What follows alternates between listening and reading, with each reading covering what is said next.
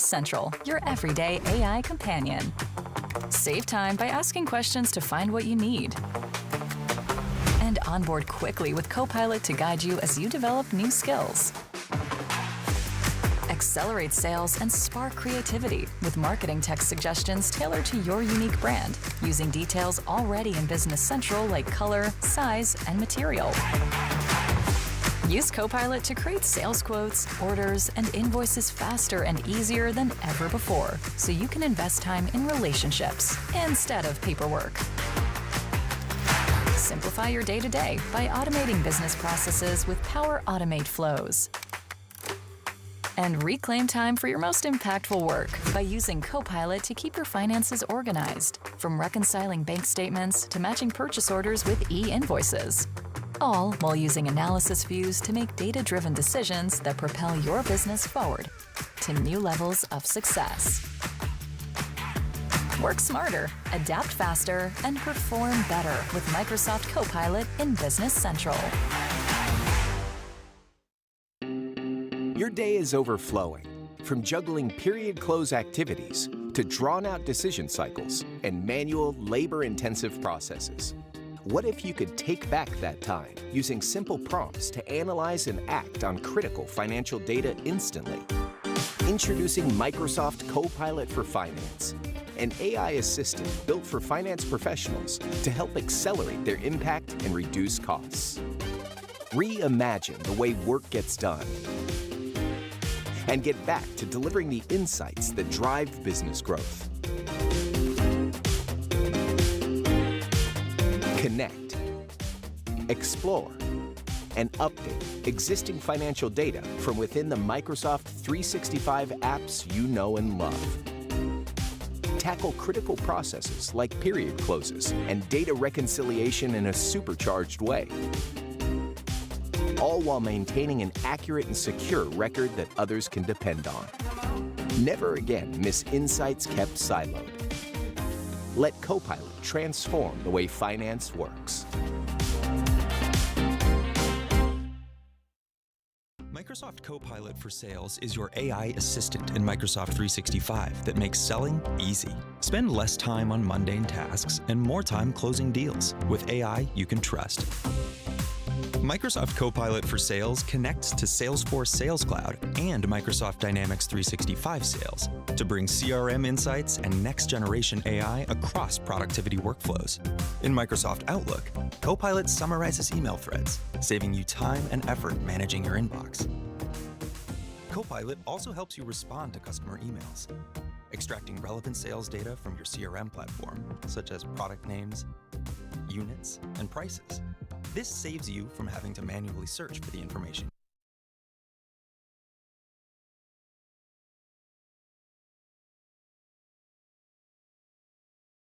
安排，紧接着就马上进入今天的主题演讲。So today we also have a series of program and keynote sessions as well as courses in store for you. Our first keynote session is titled Responsible Innovation with Copilot PCs and Generative Application Development. We will hear from two speakers. 那我们今天呢，第一场专题演讲要带大家来了解 Copilot 加 PC 的负责任创新与生成应用程式的开发，共有2位讲师来跟大家分享。So we will hear from Principal Group Product Manager at Microsoft, Michael Bowman, as well as Principal Group Product Manager at Microsoft, KB Badu-Antwi. 我们有2位讲师哦，分别是微软的专案总监 Michael Bowman 以及微软的产品团队总监 KB Badu-Antwi. 那请各位以掌声来欢迎2位。Thank you. Thank you. Well, good morning. Welcome to day 2 of DevDays. I'm very excited to be here. My name is Michael Bowman. I am a product manager in the Windows organization. I work for a team called Trusted Experiences and Compliance, where our mission is to make Windows and the Windows ecosystem the most trusted platform for your business and life. So I have the honor to have been at this event in Taipei for the last 12 years, if you can believe it. Let me see here. Both KB and I, in fact. This is our 9th Dev Days, and then 3 years before that, we were participating in some other developer engagements. So we pulled up some videos or some photos from the past events that we've had here, just kind of remembering. We've made a lot of strong relationships with many of the developers here. This is a very important event to us, so we're very much happy to be here. We're hoping to continue the tradition at this event, getting to know each of you, and hopefully building those strong relationships for the future. As I reflect back on my time at this event, there's two things that come to mind. The first, and we talked about it at length yesterday, is that we've never seen a technological shift like what we're seeing now with Gen AI. So I think that's why we're all here. The second is that a lot of the technology that we're talking about, it's to empower you and your customers to do more and hopefully save time while doing it. And I think that that's one of the fundamental promises that AI brings to us all. What we need to remember, though, as product makers, it's not only about building compelling experiences and delivering them. It's about doing that plus instilling trust every step of the way with the customers that we're serving. And so this is how the conversation has shifted with AI. Responsibility and trust has become to the forefront of the conversations that we're having. Yesterday we spoke with many of you, and that was what was top of mind, and we've heard that with other customers as well. So today we're going to be talking about what that means in terms of product making. We're going to talk about some of the exciting new experiences that Windows has recently launched or will be launching soon. And we're starting with the basis that Windows is the most open platform for developing responsible AI experiences. When Windows set out on this path for AI, one of the things that has not changed is our commitment to openness. Okay? And this event is a proof point of that. So 12 years ago when we started, it was started because of our need to have openness as part of the conversation with each one of you. And that continues today. So we're very much excited about that. The other thing that's very important to us, and that we recognize that the value of Windows comes from the energy, the passion, and innovation of the ecosystem. Which means it comes from each one of you. So we're really excited to be here. I'm going to pass things over to KB. He's going to talk about some of the new Windows experiences, and then I'll come back to talk about responsible AI. Thank you. Thank you, Michael.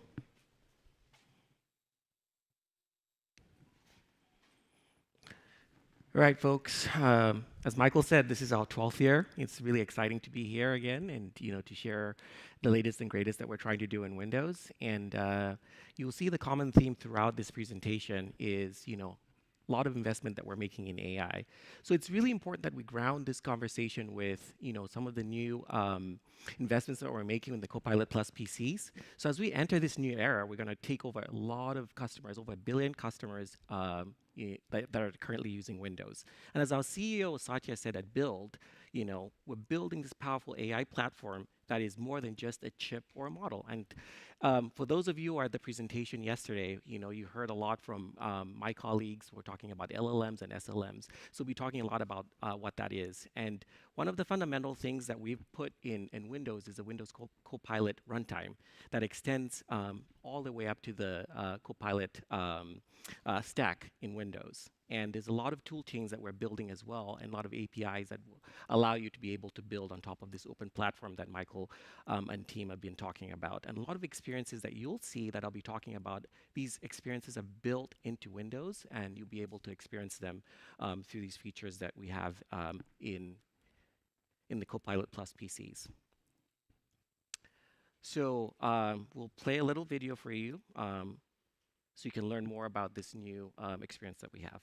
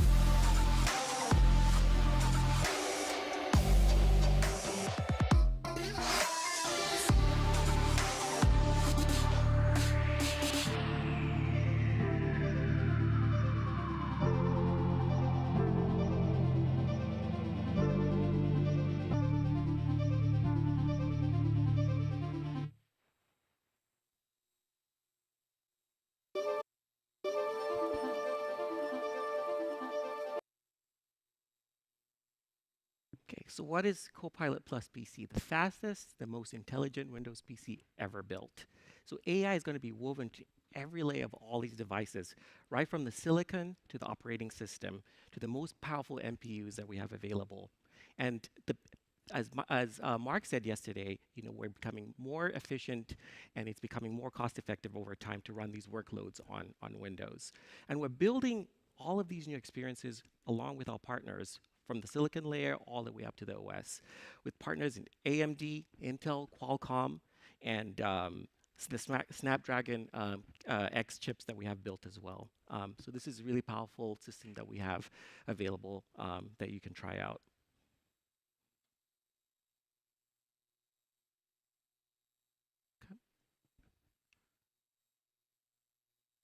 So now let's talk a little bit about the AI features that Michael was referring to earlier that we have available in Windows on these Copilot Plus PCs. So think of this new feature that we have called Recall. So search across all the content that you need and engage with it. So this feature is available in preview, and it allows you to explore across the timeline of various PCs that you have, whether it's a photo, a link, message. It's something that'll be able to pop up and you'll be able to interact with. And you're in control of these snapshots. They're saved by filtering out websites that you define and that you don't want the application to return. And these snapshots are saved and allow you to return in Recall. The next one is you are in charge of being able to create whatever picture that or experience that you want using this paint, feature that we have available. So light up your spark, right? Everyone has the imagination to be able to create and describe through vision, and text, and use prompts, as we described earlier yesterday, for you to create, a picture that you can show through this new feature that we have in Copilot Plus PCs. Another one we have available as well is studio effects. So there's no need for expensive lights. There's no need for soundproof rooms. By using this feature, we'll be able to blur or filter out sounds to have you that really rich experience through Visual Studio Effects. So background blur, eye contact, auto framing, voice focus, portrait lights, creative filters, and eye contact with teleprompters as well. So how did we build this fastest and most intelligent PC ever, right? So with silicon at the foundation, there's a rich set of APIs that we have available that are really AI focused, and we'll provide a link that you can go explore what these are. And another thing that I really want to point out that's important, that ties quite nicely to what we shared yesterday in the presentation with Mark and Assad and a few others, is this multimodal experience where you're blending in both, large language models and small language models. So it's important to note that you can do that now on the device using PhiSilica, which is more of an SLM or a small language model. So this was done in conjunction with partners. We can't do this all alone, right? We talked about how Windows is an open platform. So these experiences that we're bringing to you have been done in conjunction with partners like Adobe, Liquid Text, DJ Pro, CapCut, and many other partners that we work with to deliver the best and new innovative AI experiences through our NPUs. So I'll hand it off to Michael, who will dive a little bit deeper into how to responsibly innovate. And this builds a little bit on what I shared yesterday about what responsible innovation is like, the various policies, the various requirements that we have built into our responsible AI offering at Microsoft. So over to you, Michael. Great, thank you, KB. All right, so empowering responsible AI practices. So I'm going to talk a little bit about what Microsoft is doing at a high level, and then go a little bit deeper into what we do in Windows engineering to ensure that our AI experiences are responsible. We're going to have 3 themes for the rest of the session.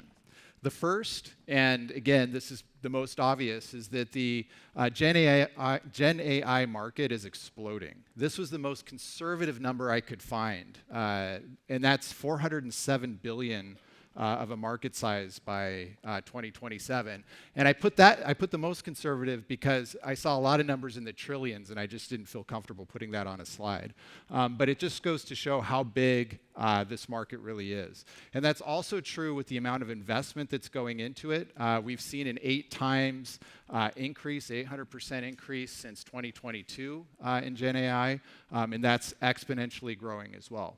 What does that mean? That means that everybody in this room is likely rushing to innovate and deliver value to the market as fast as we can. So things are moving very, very, very fast.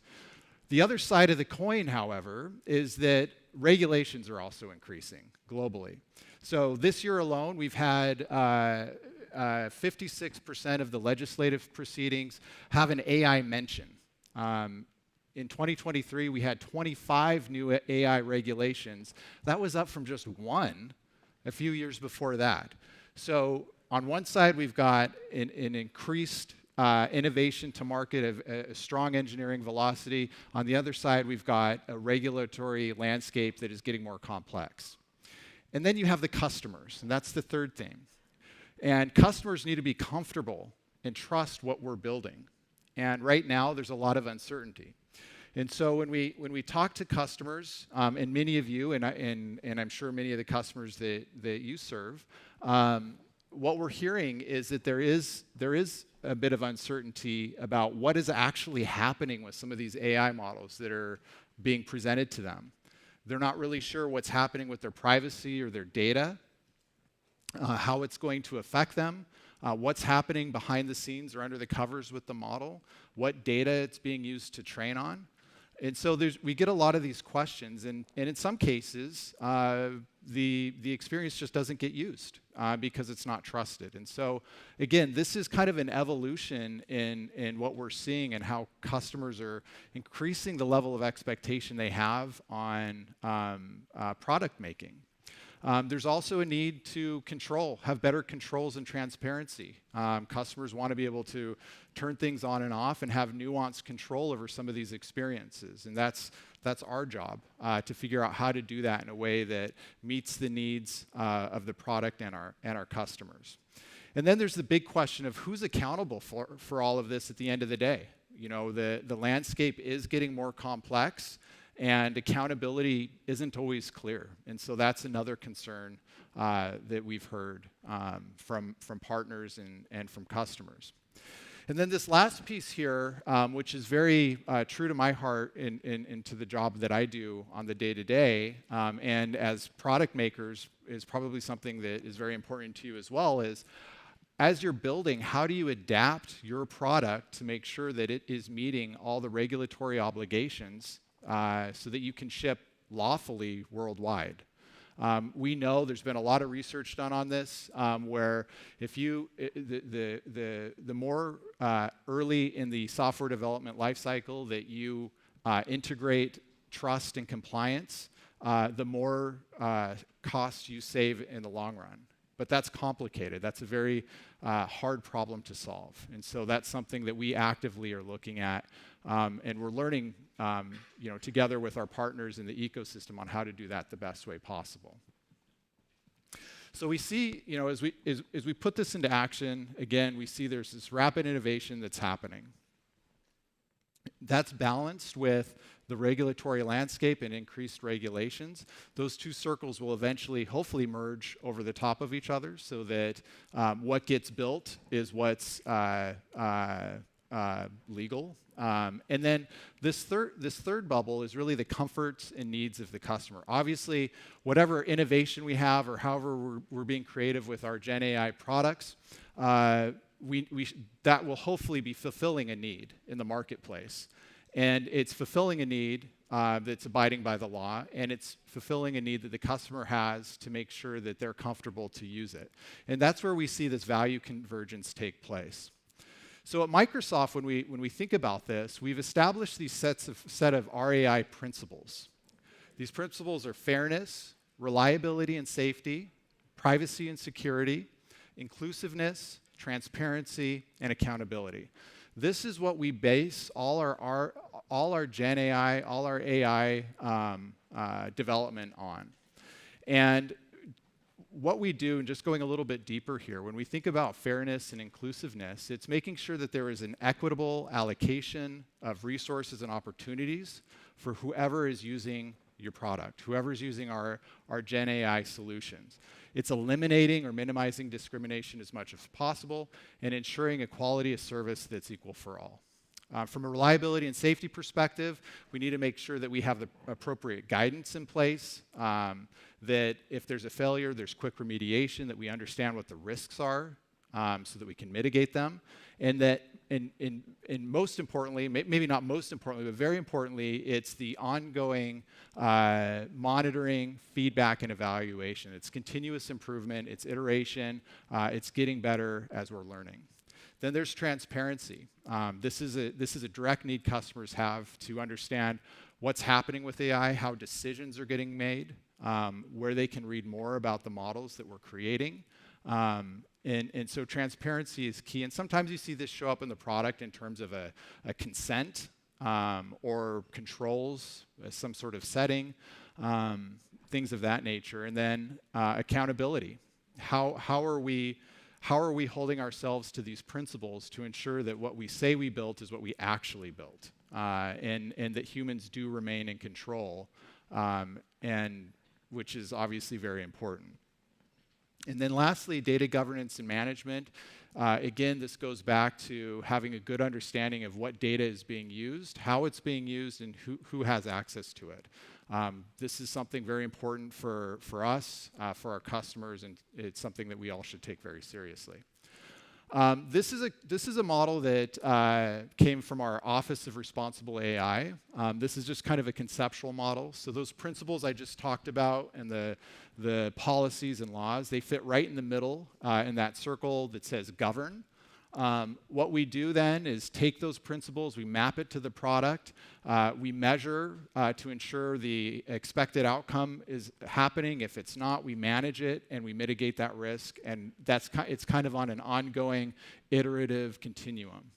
So if we apply this to Windows, what this means simply is that for us, governing is, again, bringing those principles down to every single AI experience we build in Windows. We have a very established RAI community where not only do we document what we're doing internally and externally, we make sure that RAI community is aware of what all the features that are leaving the walls of Microsoft and reviewing those. We do what's called an impact assessment, where we document what the product does and how it maps back to those principles. And then, as KB mentioned yesterday, we do, in some cases, some red teaming. This last piece, and this is really one of the motivating factors for this talk, is the measure and manage. So one of the reasons why we are here at this event this week is that we want to understand from you your experience as it relates to responsible AI and trust and the challenges that maybe you have had. So this is a QR code that will take you to a survey. We would really appreciate you taking the survey so that we can learn from you. But we are here this week. So although we want you to take the survey, we also want to have a conversation with you. So we're going to be around all day today, all day tomorrow. If you don't see us kind of on the show floor, come up to the third floor. We might be sitting up there because we're meeting with some customers up there. But come talk to us. We'd like to understand kind of what you've heard from your customers, where you think we could do a better job in terms of building more trusted experiences or more resources for you as developers as it relates to RAI. That's very important to us. So please fill out the survey. Please come talk to us. We're also going to come talk to you, as well. So the other thing, just to kind of get things started, if you're new to RAI, one thing that I would recommend doing is we have a RAI transparency report. This is an annual report that we release.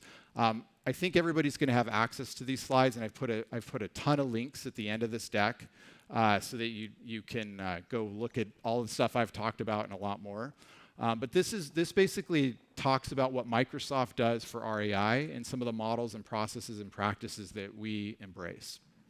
The second thing, which is something that you can do right now is leverage the Azure Content Safety Studio. This is, if you're building a Gen AI app, in my opinion, this is a critical resource. This is a service that really helps mitigate risk in your application. It allows you to identify and block harmful content, text, video, audio, multimodal content, etc. It identifies different levels of harm. It allows you to configure the sensitivity that you're comfortable with. It's highly customizable, so if you, let's say, want to have guardrails for a very specific industry or demographic, it allows a high degree of customization. I have this environment set up on my laptop, so if somebody's interested in just seeing how it works and taking a look at it, we can sit down and do that. Very powerful tool. It's something that we use inside Microsoft, and of course, many customers do outside as well. And then lastly, there's a lot of content that we constantly produce in helping developers on their RAI journey. Like I said, you're going to get links to a bunch of this stuff, but more importantly, we base our articles and what we put, the tools we write and release based on the needs that we hear from the developer community. So if there's something that you feel like is missing, again, come talk to us. We want this to be a very interactive event.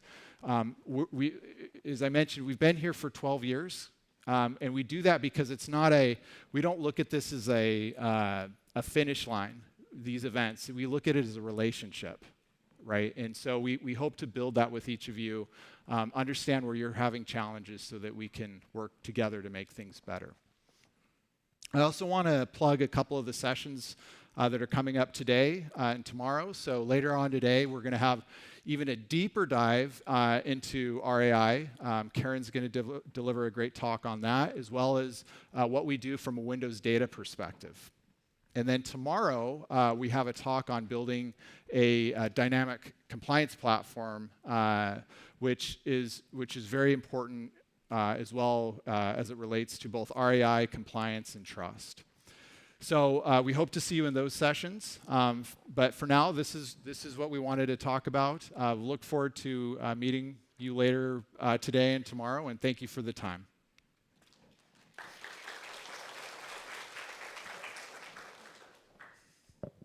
Thank you, Michael and KB. 所以两位讲师呢，待会也会在我们的开发者 Lounge 聊天吧，大家都欢迎到那边去跟他们互动。So Michael and KB will be around for the lounge bar, so please do take the opportunity to interact with them. 好，那我们接下来呢要进入到下一场专题演讲哦。So we will now move on to our next keynote. 接下来呢要跟大家讨论的主题是人工智慧前沿。那么待会会由微软的首席产品总监 Juliano Menegazzo 来为我们主讲。So next up, we will hear from Principal Product Manager at Microsoft, Juliano Menegazzo. So Juliano is passionate about technology and its potential to transform education. 那么我们接下来呢，就花一点点时间来介绍一下 Juliano. He has been involved in various aspects of technology for over 25 years, from engineering to product development to marketing, and he currently works on Microsoft Copilot, an AI platform for education.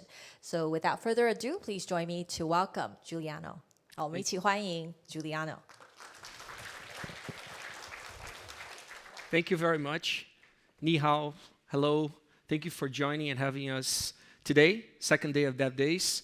My name is Juliano Menegazzo. I am a product manager. I'm part of the Microsoft Education product group.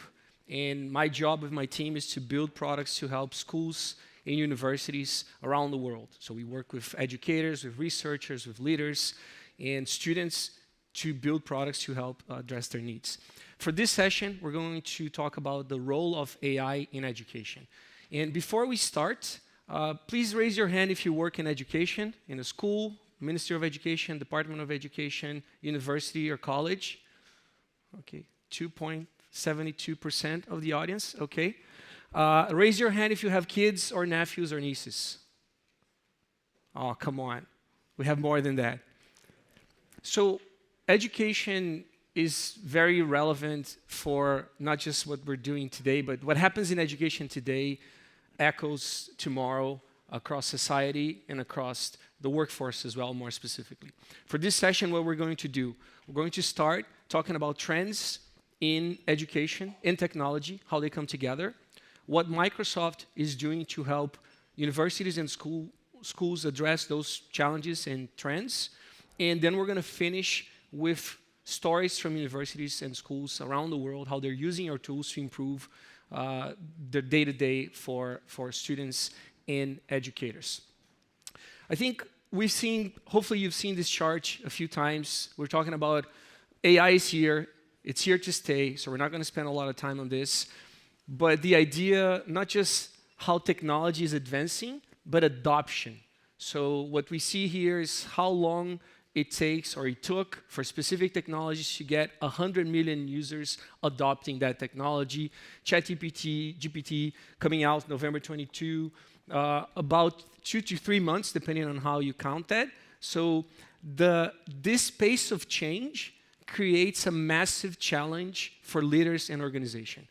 Some of you might be aware or familiar with the Martek's law that compares the change in technology with the change, how the pace of the change of technology and the pace of how people and organizations can actually adopt those technologies. When we think about that in education, ChatGPT, November 22, first reaction in education, pretty much every institution we were working with blocked ChatGPT. It was perceived as an assault on academic integrity. Pretty much everybody stopped using it. Fast forward to March, June, depending on the institution, depending on the country, the debate was over. Nobody was talking about should we do this or not. The question was really how to do this. How to do this in a safe way. Do we have the right policies in place? What is considered appropriate use? So the conversation changed very quickly. Education is a very traditional industry. It hasn't changed very much in the last few centuries. I think that idea that you go to a building and you get access to information and you're working with your educators, it's still very much the same. As a system, the ecosystem is the same. Of course, we have some things happening across the board to change that, but there's always a question about this next technology or this next approach. Will this disrupt education or not? So the industry has been dealing with these potential disruptions for a long time. And you see some examples here from distance learning, more recently to hybrid learning, and of course now AI. Leaders asking that question, is this disruption or not? And for us, disruption is something that is done to an industry or an organization, and transformation is what is done by an industry and by an organization. And we actually see leaders in education embracing transformation. We sponsored a survey with IDC validating that. Education leaders really embracing transformation, but they also, it was a paradox because from one side they embraced the transformation and everything that was coming. On the other side, they felt less prepared than their peers across different industries. And from the study, we understand two main reasons for that. The first one is lack of AI strategy, which is what is needed to safely, efficiently adapt and actually adopt AI practices in institutions. And the second reason was the lack of AI talent. So 60% of leaders reported that. They believe there's no talent out there ready to actually run the AI strategy, to run the AI initiatives. Which brings us to the Work Trend Index. So this is an annual survey that Microsoft does with LinkedIn to understand hiring practices, skilling, productivity patterns around the world. So the last one is available. Please check that link, aka.ms/WTI24. It's a very easy read, short read with key information and trends. So highly recommend this read. And this was done across 31 countries, a few countries in Asia, Taiwan included, and I'm going to talk about that. What are the findings? And we're going to start with employers. So leaders are saying, 2/3 of the leaders in this survey saying they would not hire someone without AI skills or AI aptitude, 66%. That's huge. Think about this for a moment. We're saying that unless we have AI skills, we're becoming less relevant by the day to our companies, our organizations, our institutions. On the other side, it seems to be an opportunity for recent graduates, where leaders are saying, 77% of leaders saying, as long as you have AI aptitude, I'm willing to give you more responsibility. And even more shocking, 71% of leaders saying they would hire someone with AI skills over someone with experience. And that is a very strong shift in the hiring process. This report has some numbers, some of the data points available by country and by region. Not everyone. The numbers from Taiwan, even higher. 81% of leaders in Taiwan, as part of the survey, saying they would not hire someone without AI skills, and 84% would prefer someone with AI skills and aptitude over someone with experience. The report has more information, and I highly encourage you to take a look. On the other side, now when we think about professionals, the number in the report, I think it's 142 times more people basically updating their LinkedIn profiles, adding some sort of AI skill in 1 year. So everybody understanding, realizing, and trying to catch up. It's hard for us as well to catch up and keep up with everything that is happening. And professionals out there are taking the time, are investing so they can stay relevant and bring the skills they need to get hired. The other point that is really interesting is typically this happens in technology. Technology and security are the main ones. This is still the case, but now we see creative jobs and creative roles facing the same situation with writers and designers and marketers. So everybody across the board noticing and doing something about it. The report shows more details, for example, on industries. I believe retail and real estate leading the way. So it's not the traditional thing that only happens in technology. This is happening across the board. Now, when we think about Microsoft and what we've been doing to respond to those trends and those challenges and needs across multiple countries and multiple industries, we've built and we are building still 3 platforms. Microsoft Copilot, so Dan mentioned a little bit of that yesterday. I'm going to talk about this in a minute. Copilot PC, so KB and Michael just talked about that, and Copilot Stack. The idea, let's just go through, this is the product slide, I would say. So Microsoft Copilot, think about it as your personal AI assistant, your companion to help you be more productive at work or school or university if you're an institution. We're going to skip Copilot PC because it was covered already. And Copilot Stack is really when the option we offer out of the box with Microsoft Copilot, if that's not enough for what you're trying to do, Copilot Stack is the way to go. So you build your own Copilot and you customize it and you control end-to-end. Microsoft Copilot, multiple entry points.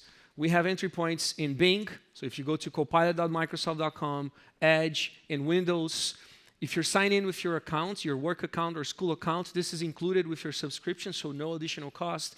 Copilot for Microsoft 365, this is a paid license that brings Copilot assistant across multiple Microsoft 365 apps. As Dan mentioned, it's in Teams, it's in Outlook, in PowerPoint, OneNote, Word, Excel, and so on and so forth. We keep investing in bringing this across multiple solutions.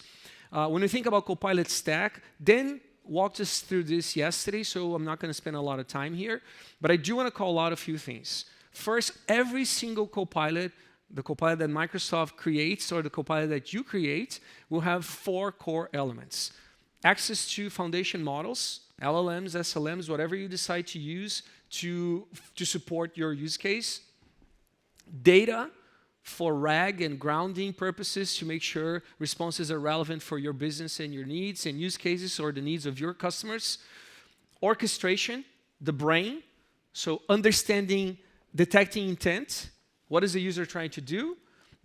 Understanding what are the tools I have at my disposal to address those needs, bringing external content, providing anything that is more relevant for users. And finally, the user experience itself, the application, how that's going to work. So those 4 elements will be present all the way for all developers here. The tools you're going to use to build your own Copilot, you're going to use Copilot Studio for low code. You're going to use Azure AI Studio or Visual Studio combined for pro code. And I'm sure you've seen this. I hope you're already using those solutions. And I hope you can join some of the sessions we have today about this as well. All right, let's shift now, and we're going to move to stories. Customer stories. So when we think about Microsoft Copilot and Copilot Stack, we have education examples around the world, including Taiwan, how these solutions have been used. So we're going to walk you through some of the examples now. Starting with some of the Taiwan universities, our team, Microsoft team, is working here locally. They have been testing Microsoft Copilot, specifically Copilot for Microsoft 365. And I'm going to walk you through some of the use cases we have here. So the first one is around research. So using Copilot, for example, Copilot in Word, accelerating research process by reading papers or getting summaries of papers, asking questions, and finding insights of specific research so I can get what I need to basically move on with my research project. Writing my paper as well, getting help to write the paper. This is amazing how much time can be saved. And the idea, you're going to see this across the board. There's a reason why we call it Copilot. The idea, you're always in control. So you're going to get a draft, and it's your responsibility to customize, to change, to correct when it's needed. And this is one of the use cases in research that we see. This example is in Taiwan, but this is a use case that happens everywhere. I've been working with a university in the UK, another one in Australia, and they brought up another use case in research that complements what I just shared, which is they asked, can Copilot help us to get funds for grants? So funding research projects it's a big deal in universities. Faculty, professors, researchers, they spend a ton of time writing papers and justifying why their project should be funded or not. And as long as you have quick parameters, this is the standard, this is how it works, this is the expectation, Copilot can really help you get that information. So we did this on the spot with those universities, and they were really impressed with the first results. Again, it's a draft, it doesn't replace the researcher, it's not, they still need to do some work, but it's a great starting point, it saves a ton of time. So that's the first use case. Second use case around lecture or classes. This is also interesting. I can go, for example, as an educator, as a professor, I go to Copilot in Word, and I say, I'm going to teach for the next semester a course in electromagnetism. I need help to write a syllabus, a course outline. It's going to be 6 months, of course. We are going to help 100 students. These are the topics I'm going to cover. These are the expected learning outcomes. These are the standards. So in education, often we need to follow specific standards that vary by country or even by institution. So you provide that information with language, English, Chinese, Portuguese, whatever you're using, and Copilot will come back with, again, a very good draft of a course outline, a syllabus. You customize, and okay, you're done. Now, the next step, I go again to Copilot in Word, and I say, I need help to create a lesson plan for my next class on electromagnetism, the same course we just created the outline.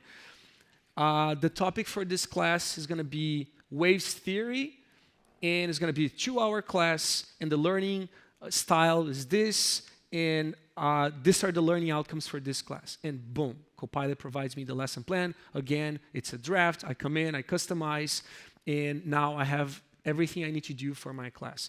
Now, I take that lesson plan, I go to PowerPoint, create presentation from file. I use the lesson plan, and now I have slides, again, as a draft for me to use. We were talking about this yesterday.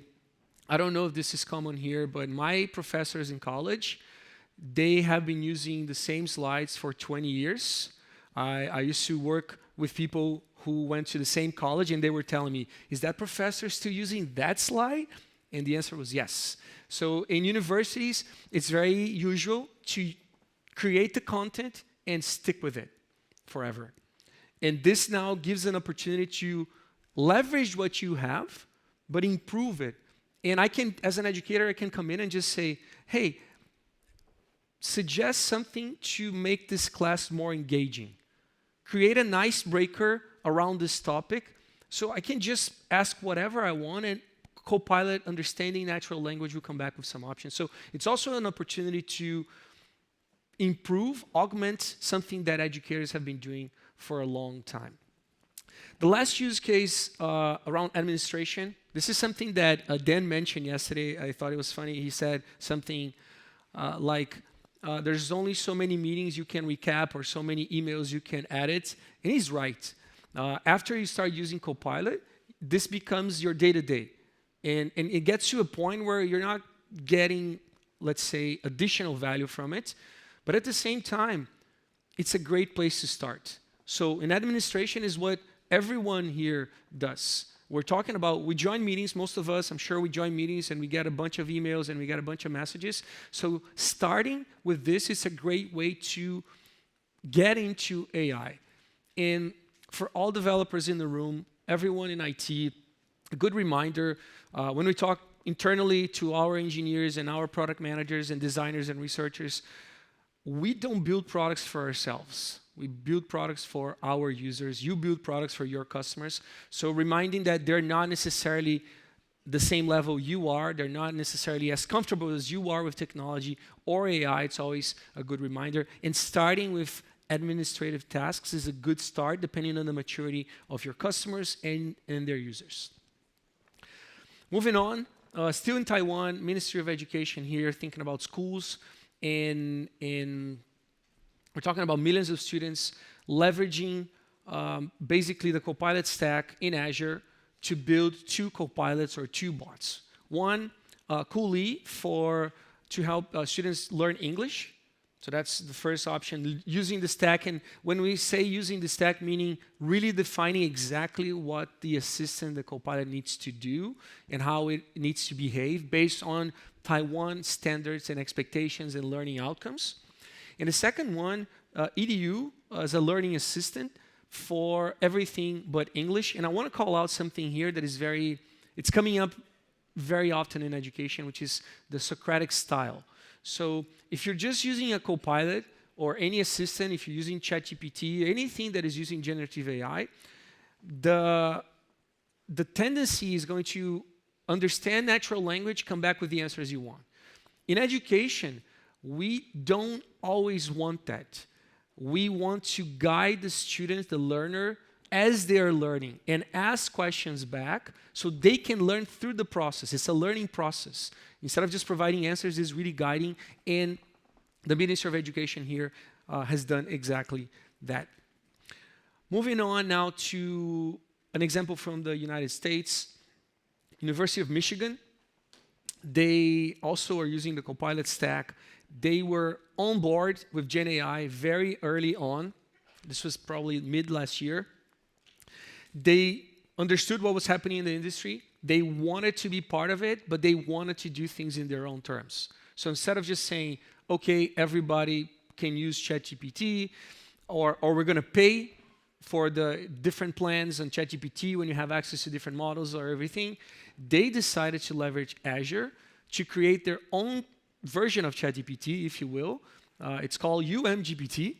And the idea is it really customizes. They come in, they provide the meta prompt and how they want their own assistant to work. This is available across the board for students, researchers, faculty, and staff. They also took that UMGPT and very early provided options for users to bring their data to ground prompts in their specific use cases. So they found a way to make that very simple and easy and fast for users. And I think at this point, we all have all these options, but it wasn't the case last year. And the last point was they used Azure to create toolkits. So students or faculty, anyone trying to develop something with a specific use case, they can easily turn that into an API and make it available publicly or within the university. Numbers for University of Michigan, they have about 100,000 students, around 25,000 students using their solutions every single day. So it's very significant, and students are on board and they're using this. Now, switching to an example from Germany, International University of Applied Sciences. Similar scenario, using Copilot Stack, but they deal with something different. They have a very large body of international students, meaning also different time zones. And it was very hard for tutors to provide support across all the different time zones. So what they did, they created their own Copilot. They call Cynthia, is their study buddy. And basically, it helps students in their own time as they're learning to get access to resources, answers. So the idea is I come in and I ask a question. Let's go back to my electromagnetism course. I ask a question about waves theory.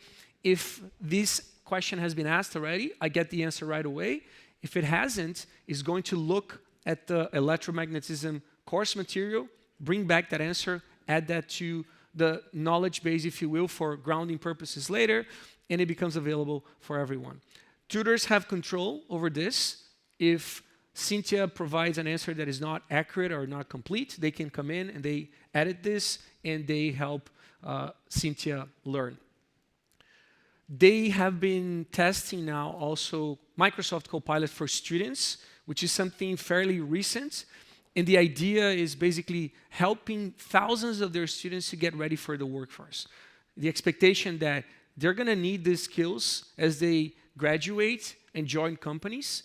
We want to be part of it. We want to make sure we're providing those skills while they're here.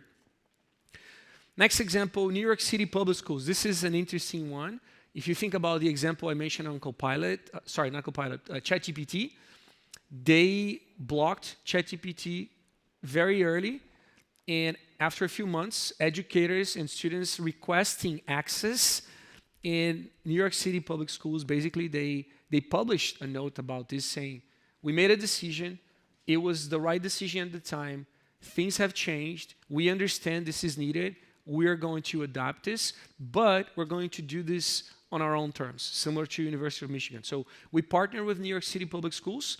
They've built it's both a learning assistant and a teaching assistant. In this case, they are using this for educators and learners. They started with the content around, the curriculum around computer science for high school students. And they have been evolving and expanding this to different topics in different areas. So it's a very interesting example because it's the playbook story we mentioned before. And at this point, they're all on board, they're investing, and they're expanding this across the district. New York City Public Schools, I don't have the exact number, but we're talking about a few million students. So it's a very, very large school district in the US. Next one, dear to my heart, SEDUC São Paulo. This is the Department of Education in the state of São Paulo in Brazil. I worked with this institution during the pandemic, not for this project, but during the pandemic. And this is a great example when we think about AI. One of the topics, two topics that come up all the time, responsible AI. Michael covered this in his session. And the other one, I don't know if it's only education, but equity is a big deal. Is AI helping with equity or widening the gap between the haves and have-nots? And this is a great example where AI is actually helping with equity. SEDUC was understaffed. They didn't have enough teachers to grade essays anymore, so they had to drop that from the curriculum, which means millions of students didn't have an opportunity now to learn how to write, how to improve their writing skills. They partner with Microsoft, leverage Copilot Stack. I hope you see the pattern at this point. And basically, they created a Copilot that helps both educators and learners. So as a learner, I come in, I'm writing my essay. I get real-time feedback to improve my essay. And as an educator, it provides basically grade suggestions. So it's not grading, but it's providing feedback. So the educator now can actually react to something a lot faster. This makes sense, this doesn't make sense, adjust and finally grades. And this enables them, or enabled them, to bring essays back to the curriculum and the opportunity for millions of students to practice writing skills. Next one, University of South Florida. This is really about the main focus on Microsoft Copilot. They have been testing. They are very innovative, and they want the whole thing we mentioned about skills and the job market and the needs and expectations from students. They are all on board with this. But this is, in my opinion, this is a really good example of adoption. They pretty much leverage the playbook we have, the framework we have for adoption. Starting with having the right executive sponsors. So they have the VP of technology for sure, but they have the VP of teaching and learning on board.